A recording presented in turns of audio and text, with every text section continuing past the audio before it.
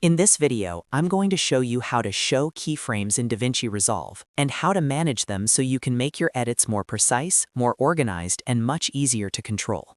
If you're working with animation, zooms, opacity changes, or any kind of motion effect, being able to see your keyframes clearly can save you a lot of time and confusion. So if this tutorial helps you out, make sure to hit the like button and subscribe for more DaVinci Resolve tips and tutorials. Now let's jump right in. First, go to your timeline and locate the clip you want to work with. On the bottom right corner of the clip segment, you'll see the Keyframes icon. It looks like a small diamond. Click that icon, and DaVinci Resolve will expand a dedicated keyframe track directly underneath the clip. This is where you can see all of the active keyframe points for that clip. If you've added motion, effects, or changes over time, this track helps you visualize exactly where those changes happen. Once the keyframe track is open, you may want even more detailed control. For that, click the Curve Editor icon next to the Keyframes icon on the clip. The Curve Editor changes the way your keyframes are displayed by showing them as a graph. This makes it much easier to fine-tune easing, smooth out transitions, and adjust how your animation accelerates or slows down. If your motion feels too abrupt or too robotic, the Curve Editor is where you can shape it into something much more natural.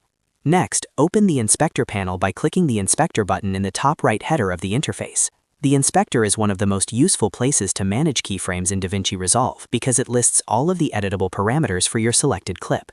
As you look through the settings, you'll notice that a red diamond indicates an active keyframe for that specific attribute. That means the parameter has been animated at that point in time.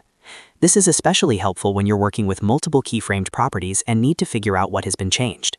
If you want to move quickly between keyframes, click the white diamond icon next to any parameter in the inspector. These navigation controls let you jump the playhead to the next or previous keyframe with frame-accurate precision. This is a huge time saver when you're trying to review animation points, compare changes, or make exact timing adjustments. Instead of scrubbing manually and guessing where each keyframe is, you can go straight to them in one click.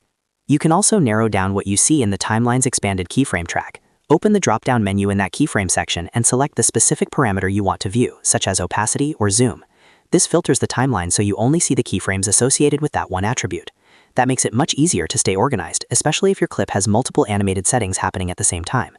When you isolate just one parameter, you can focus on timing and spacing without visual clutter. Another helpful setting is found in the toolbar above the timeline. Click the Timeline View Options icon and make sure the Show Filmstrips toggle is turned on. This keeps the clip boundaries visible and helps preserve the internal UI elements, including keyframe overlays. It's a small setting, but it makes a big difference when you're trying to clearly see what's happening in your timeline. With Filmstrips enabled, your edit workspace stays more readable and much easier to navigate. So to quickly recap, if you want to show keyframes in DaVinci Resolve, start by opening the keyframe track from the clip. Use the Curve Editor for more detailed graph-based adjustments. Check the inspector for active keyframe indicators. Jump between keyframes using the white diamond controls. Filter the timeline by parameter when needed. And turn on Show Filmstrips for better visibility in the edit page. Once you get used to these tools, managing keyframes becomes much faster and much more intuitive. If this video helped you, please give it a like, subscribe to the channel, and share it with anyone learning DaVinci Resolve. And if you want more simple step-by-step editing tutorials, make sure to stay tuned because I've got more guides coming soon. Thanks for watching, and I'll see you in the next one.